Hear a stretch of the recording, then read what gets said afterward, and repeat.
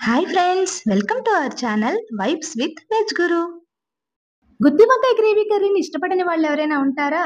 Chapati, rice దేంట్లోకైనా చాలా బాగుంటుంది కదా.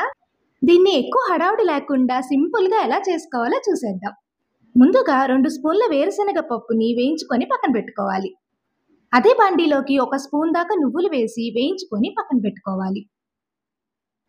ఇప్పుడు 1/2 స్పూన్ గసగసాలు వేసి వేయించుకోవాలి. తర్వాత 1 స్పూన్ దాకా పచ్చిశనగపప్పు వేసి వేయించుకోవాలి. మిక్సీ జార్లోకి వేయించి పెట్టుకున్న పల్లీలు, నువ్వులు, పచ్చిశనగపప్పు, 1 స్పూన్ దాకా జీడిపప్పు, అల్లం వెల్లుల్లి, గసగసాలు, కొబ్బరి, 1 టమాటో, 1 ఆనియన్, కరివేపాకు, పావు స్పూన్ ధనియాల పొడి, చిటికెడు మెంతి పొడి, ఉప్పు, పసుపు, కారం ఇవన్నీ వేసుకొని మెత్తగా గ్రైండ్ చేసుకోవాలి. ఇప్పుడు పావు కేజీ వంకాయలను 4 పక్షాలుగా కట్ చేసుకొని నీళ్ళలోకి వేసుకొని ఉంచుకోవాలి. ఇక్కడ చూస్తున్నారు కదా, ఇలా కట్ చేసుకుంటే సరిపోతుంది. బాగా వేడెక్కిన నూనెలోకి మనం కట్ చేసి పెట్టుకున్న వంకాయలను వేసి మూత పెట్టి కాసేపు మగ్గనివ్వాలి.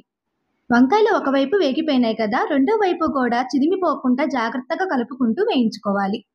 వంకాయలు పూర్తిగా వేగిపోనవసరం లేదు, ఒక 50% వేగితే సరిపోతుంది. ఇప్పుడు అదే నూనెలోకి కొంచెం జీలకర్ర వేసి వేయించుకున్న తర్వాత మనం ప్రిపేర్ చేసి పెట్టుకున్న మసాలా పేస్ట్ని వేసి వేయించుకోవాలి. మసాలా పేస్ట్ వేగిపోయి నూనె పైకి తేలుతున్నప్పుడు మనం ముందుగా వేయించి పక్కన పెట్టుకున్న వంకాయలను అందులోకి వేసి జాగ్రత్తగా కలుపుకొని కొన్ని నీళ్లు పోసుకొని కాసేపు ఉడకనివ్వాలి. 5 నిమిషాల తర్వాత వంకాయలు పూర్తిగా మగ్గిపోతాయి. అప్పుడు స్టవ్ ఆఫ్ చేసుకుంటే ఎంతో టేస్టీ అయిన గుత్తి వంకాయ గ్రేవీ కర్రీ రెడీ.